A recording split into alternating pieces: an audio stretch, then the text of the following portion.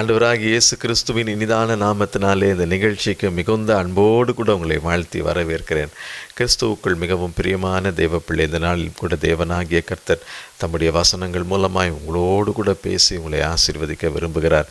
இன்றைய நம்முடைய தியானத்திற்கு என்று தெரிந்தெடுக்கப்பட்ட வேத வசனம் லூக்கா எழுதின சுவிசேஷம் அதனுடைய 2ஆம் அதிகாரம் அதனுடைய 11ஆம் வசனத்திலே நாம் பார்க்கிறோம். தூதர்கள் வயல்வெளியிலே ஆடுகளை மேய்த்து கொண்டு அங்கு ஆடுகளை பத்திரமாக பராமரித்து கொண்டிருந்த பாதுகாப்புக்காக இருந்த மேய்ப்பர்களிடம் தூதர்கள் சொன்ன ஒரு காரியம், இன்று கர்த்தராகிய கிறிஸ்து என்னும் இரட்சகர் உங்களுக்கு தாவீதின் ஊரிலே பிறந்திருக்கிறார். தூதர்கள் மேய்ப்பர்களை பார்த்து சொல்லுகிற காரியம், இன்று கர்த்தராகிய கிறிஸ்து என்னும் இரட்சகர் உங்களுக்கு தாவீதின் ஊரிலே பிறந்திருக்கிறார். கிறிஸ்து என்னும் இரட்சகர், கிறிஸ்து என்னும் இரட்சகர் பிறந்திருக்கிறார்.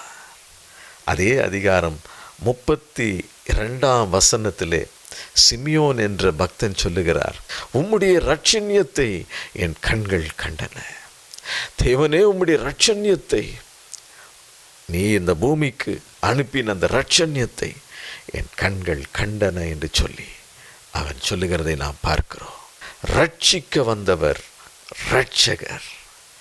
அவர் இரட்சண்யம் மிகுந்த தேவனாய் இந்த பூமிக்கு மனிதனாய் இறங்கி வந்தார். ஆண்டவராக இயேசு கிறிஸ்து ரட்சிக்கிறவர் என்று சொன்னால் எப்படிப்பட்ட காரியங்களில் இருந்தெல்லாம் நம்மை ரட்சிக்கிற தேவனாய் இருக்கிறார். நம்மையும் நம் இல்லத்தையும் அவர் ரட்சிக்கிற தேவனாய் இருக்கிறார், மீட்கிற தேவனாய் இருக்கிறார். அந்த இயேசு கிறிஸ்து எப்படி நம்முடைய இல்லத்தை மீட்கிற தேவனாய் அல்லது ரட்சிக்கிற தேவனாய் இறங்கி வந்தார் என்று சொல்லி நாம் பார்க்கிறோம். லூக்கா எழுதின சுவிசேஷம் 19ஆம் அதிகாரம் அதனுடைய 1 முதல் 10 வரை உள்ள வசனங்களிலே சகேயு என்ற ஒரு மனிதன், அவனுடைய வாழ்க்கை ஆண்டவருக்கும் அவனுக்கும் சம்பந்தமில்லாத ஒரு வாழ்க்கை. தன் இஷ்டம் போல வாழ்ந்து வந்தான், அநியாயமாக இந்த பூமியிலே வாழ்ந்து வந்தான் என்று சொல்லி வேதத்திலே நாம் பார்க்கிறோம். அப்படிப்பட்ட அந்த மனிதன் இயேசு எரிகோவுக்கு வருகிறார், அவன் இருக்கும் ஊருக்கு வருகிறார் என்றது கேள்விப்பட்ட பொழுது அவரை பார்ப்பதற்கென்று ஆசையாய் ஒரு காட்டத்தி மரத்தின் மேல் ஏறி அமர்ந்திருந்தான். இயேசுவோ அவன் இருக்கும் இடத்திற்கு வந்த பொழுது சொல்லி வைத்தார் போல அவனை பெயர் சொல்லி, சகேயுவே, நீ சீக்கிரமாய் இறங்கி வா, இன்றைக்கு நான் உன் வீட்டில் தங்க வேண்டும் என்று சொல்லி அவனிடம் அன்பாய் பேசுகிற ஒரு இயேசுவை நாம் பார்க்கிறோம். இயேசு கிறிஸ்து சகேயுவின் வீட்டிற்குள் பிரவேசித்த அந்த வினாடி சகேயுவின் வாழ்க்கையிலே ஒரு பெரிய மாற்றம். அது என்ன மாற்றம் உண்டாயிற்று?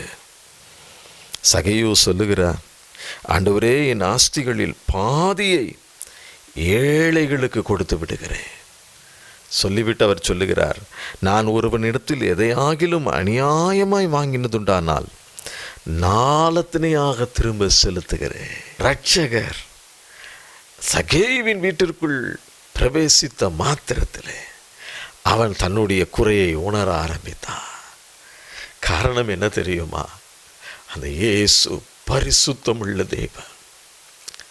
அவர் பாவம் அறியாத பரிசுத்தமுள்ள தேவன். பாவிகளுக்காக இந்த பூமியிலே தன்னை பலியாக ஒப்பு கொடுக்க வந்த இயேசு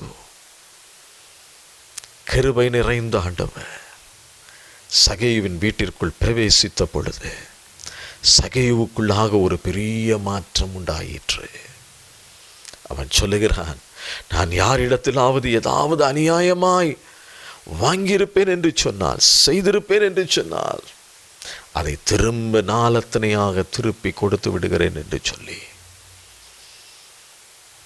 அவனுடைய வாழ்க்கையிலே ஒரு பெரிய மாற்றம் உண்டாயிற்று. அதை தொடர்ந்து ஆண்டவராகிய இயேசு கிறிஸ்து சகேயுவை பார்த்து என்ன சொல்லுகிறார்? இன்றைக்கு இந்த வீட்டிற்கு ரட்சிப்பு வந்தது. இன்றைக்கு இந்த வீட்டிற்கு ரட்சிப்பு வந்தது. இதற்காக தான் இயேசு இந்த பூமிக்கு மனிதனாய் இறங்கி வந்தார். கல்வாரி சிலுவையிலே தன்னை பலியாக ஒப்பு கொடுப்பதற்காக, மனிதர்களுடைய வாழ்க்கையிலே காணப்படுகின்ற அக்கிரமங்களிலிருந்து மனிதனை மீட்டெடுப்பதற்காக, ரட்சிப்பதற்காக. வேதம் சொல்லுகிறது, நம்முடைய மீறுதல்களின் நிமித்தம் இயேசு காயப்பட்டு, நம்முடைய அக்கிரமங்களின் நிமித்தம் அவர் நொறுக்கப்பட்டார். நமக்கு சமாதானத்தை உண்டாக்கும் ஆக்கினை அவர் மேல் வந்தது. பாவம் செய்கிற மனிதனுடைய வாழ்க்கையில் அவன் இழந்து போன அந்த சமாதானம், அந்த மெய்யான நிம்மதியை கொடுப்பதற்காக தான் இயேசு இந்த பூமிக்கு மனிதனாய் இறங்கி வந்தார். ஆகவே தான் தூதர்கள் சொன்னார்கள், கிறிஸ்து என்னும் இரட்சகர் உங்களுக்கு தாவீதின் ஊரிலே பிறந்திருக்கிறார். அதை தான் சிமியோனும் சொல்லுகிறார், உம்முடைய இரட்சண்யத்தை என் கண்கள் கண்டது ஆண்டவரே என்று சொல்லி கர்த்தருக்கு மகிமையை செலுத்துகிறார். இன்றைக்கு நாம் ரட்சிக்கப்பட்டிருக்கிறோம் என்று சொன்னால், இயேசு கிறிஸ்துவின் இரத்தத்தினால் கழுவப்பட்டு சுத்திகரிக்கப்பட்டிருக்கிறோம் என்று சொன்னால், இது அவருடைய கிருபை. அப்போஸ்தலனாகிய பவுல் எபேசியருக்கு எழுதின நிருபம் 2ஆம் அதிகாரம் 8ஆம் வசனத்திலே சொல்லுகிறார், கிருபையினாலே விசுவாசத்தை கொண்டு ரட்சிக்கப்பட்டீர்கள். இது உங்களால் உண்டானது அல்ல, இது தேவனுடைய ஈவு. இது பரத்திலிருந்து அவர் நமக்கு கிருபையாய் ஈவாய் கொடுத்த ஒரு இரக்கம். நாம் நல்லவர்களாய் இருப்பதினால் நாம் ரட்சிக்கப்படவில்லை. நாம் பாவிகளாய் இருக்கையில் கிறிஸ்து நமக்காக மரித்ததினாலே தேவ அன்பு வெளிப்பட்டது. கிருபையினாலே விசுவாசத்தை கொண்டு ரட்சிக்கப்பட்டீர்கள். நமக்கு ரட்சிப்பு கிருபையினால் கிடைக்கிறது. அன்று சகையினுடைய வாழ்க்கையிலே அந்த ரட்சிப்பு கிருபையாய் கிடைத்தது. இயேசு அவனுடைய இல்லத்திற்குள் வந்த பொழுது அந்த மெய்யான சமாதானத்தை, ரட்சிப்பையும் சகைவு பெற்றுக்கொண்டார். வெளிப்படுத்தின விசேஷம் 1ஆம் அதிகாரம் 6ஆம் வசனத்திலே நாம் பார்க்கிறோம், நம்மிடத்தில் அன்பு கூர்ந்து தமது இரத்தத்தினால் நம் பாவங்களற நம்மை கழுவி பிதாவாகிய தேவனுக்கு முன்பதாய் நம்மை ராஜாக்களும் ஆசாரியர்களுமாய் நிறுத்தி இருக்கிற சர்வ வல்லமையுள்ள தேவன் அவர். இது மெய்யாகவே ஒரு பெரிய ஆசீர்வாதம், ஒரு பெரிய பாக்கியம், ஒரு பெரிய கிருபை. இந்த ரட்சிப்பை நமக்கு கொடுப்பதற்காக, இந்த மெய்யான மீட்பை நமக்கு கொடுப்பதற்காக, எப்படியாவது தன் ஜனம், தன்னால் சிருஷ்டிக்கப்பட்ட தன்னுடைய மக்கள் பாவ மன்னிப்பை பெற்றுக்கொள்ள வேண்டும், பரிசுத்தராகிய அவருடைய இரக்கத்தை பெற்றுக்கொள்ள வேண்டும், அவருடைய கிருபையை பெற்றுக்கொள்ள வேண்டும். அப்பொழுதுதானே அந்த பரலோக ராஜ்யத்திற்கு என் பிள்ளைகள் வருவார்கள் என்று சொல்லி அவளோடு இந்த பூமிக்கு மனிதனாய் இறங்கி வந்தார், இரட்சகராய் இறங்கி வந்தார். நம்முடைய பாவங்கள், அக்கிரமங்கள், மீறுதல்கள், அநியாயங்கள் எல்லாவற்றையும் நமக்கு மன்னித்து நம்மை புது சிருஷ்டியாய் உருவாக்கி பிதாவாகிய தேவனுக்கு முன்பதாய் நம்மை ராஜாக்களும் ஆசாரியர்களும் ஆக்குவதற்காக இயேசு இந்த பூமிக்கு இரட்சகராய் இறங்கி வந்தார். இரண்டாவது ஒரு காரியம், இயேசு எப்படிப்பட்ட காரியங்களில் நம்மை ரட்சிக்கிறார்? நம்முடைய சகல உபத்திரவங்களில் இருந்தும் நம்மை ரட்சிக்கிற தேவனாயிருக்கிறார். இன்றைக்கு நம்முடைய வாழ்க்கையிலே அநேக உபத்திரவங்கள், அநேக பாடுகள், அநேக சஞ்சலங்கள், அநேக கலக்கங்கள், இவைகளிலே எது நம்மை வாட்டி வதைத்து கொண்டிருந்தாலும் அதிலிருந்து நம்மை விடுவிக்கிற தேவனாயிருக்கிறார். அதிலிருந்து நம்மை விடுவித்து நம்மை மீட்டெடுத்து நம்மை ரட்சிக்கிற தேவனாயிருக்கிறார். எதிர்காலத்தை குறித்து கலக்கத்தோடு இருக்கிறீர்களோ, அல்லது சரீர பலவீனத்தை குறித்து கலக்கத்தோடு இருக்கிறீர்களோ, அல்லது அநேக பாடுகள் உபத்திரவங்களுக்கு ஊடாய் நடந்து செல்வதினால் கண்ணீரோடு கூட எனக்கு ஒரு விடுதலை கிடைக்காதா என்று சொல்லி ஏக்கத்தோடு நிற்கிறீர்களோ, சகல உபத்திரவங்களில் இருந்தும் இயேசு நம்மை ரட்சிக்கிற தேவனாயிருக்கிறார். அன்றைக்கு சீஷர்கள் மத்தியில் இருந்த இயேசு ஒரு தடவை படவிலே ஏறி மற்றொரு இடத்திற்கு கடந்து செல்ல போகும் பொழுது நடு கடலிலே மிக பலத்த சூறாவளி காற்று. மத்தேயு எழுதின சுவிசேஷம் 8ஆம் அதிகாரம் 23 முதல் இதை நாம் பார்க்கிறோம்.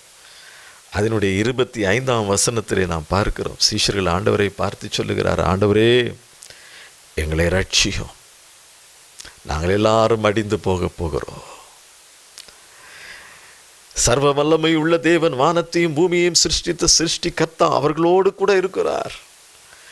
ஆனாலும் அவரிடத்திலே சொல்லுகிறார்கள், ஆண்டவரே எங்களை ரட்சியும், இந்த ஆபத்திலிருந்து எங்களை ரட்சியும், இன்னும் கொஞ்ச நேரம் ஆச்சுன்னா நாங்களெல்லாம் அடிந்து போகிறோம் என்று சொல்லி இயேசு கிறிஸ்து எழுந்தார், காற்றையும் கடலையும் அதட்டினார். அங்கே ஒரு பெரிய அமைதல் உண்டாயிற்று.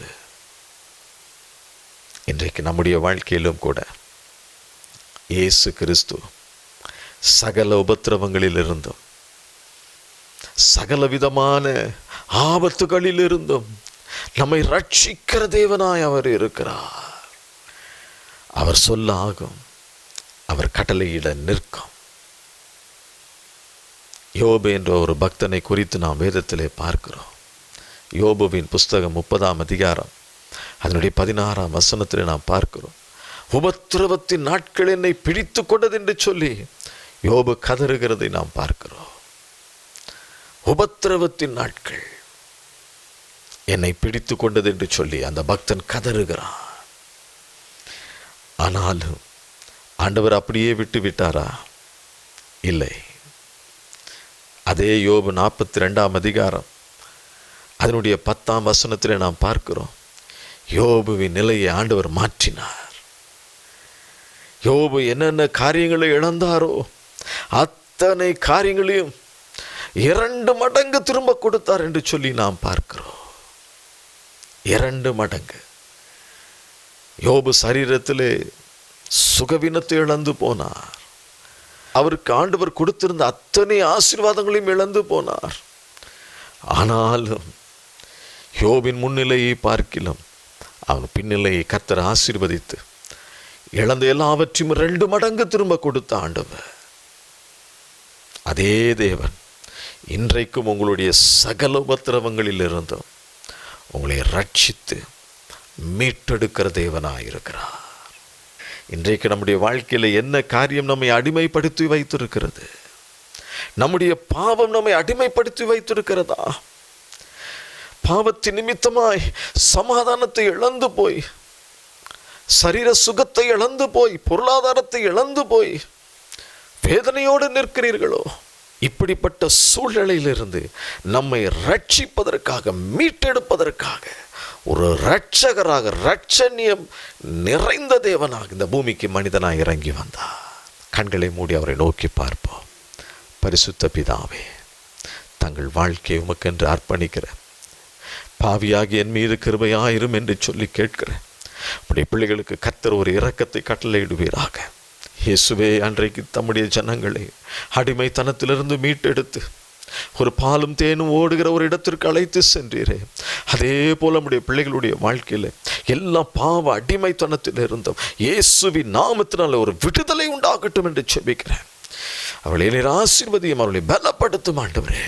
நீர் அப்படியே செய்கிறதற்காக ஸ்தோத்திரம். இன்னுமாய் அநேக உபத்திரவங்கள், பாடுகள், இவைகள் மத்தியிலே கண்ணீரோடு ஓடிக்கொண்டிருக்கிற நம்முடைய பிள்ளைகளை கிருபையாய் கண்ணோக்கி பாருங்கப்பா. இன்றைக்கு ஒரு விடுதலை இயேசு கிறிஸ்துவின் நாமத்தில் உண்டாகும்படி ஜெபிக்கிறேன். பிள்ளைகளை ஆசீர்வதியும், பலப்படுத்தும். இயேசுவின் நாமத்தில் கேட்கிறேன் பிதாவே, ஆமென். கர்த்தர் தாமே உங்களை ஆசீர்வதிப்பாராக. ஆமென்.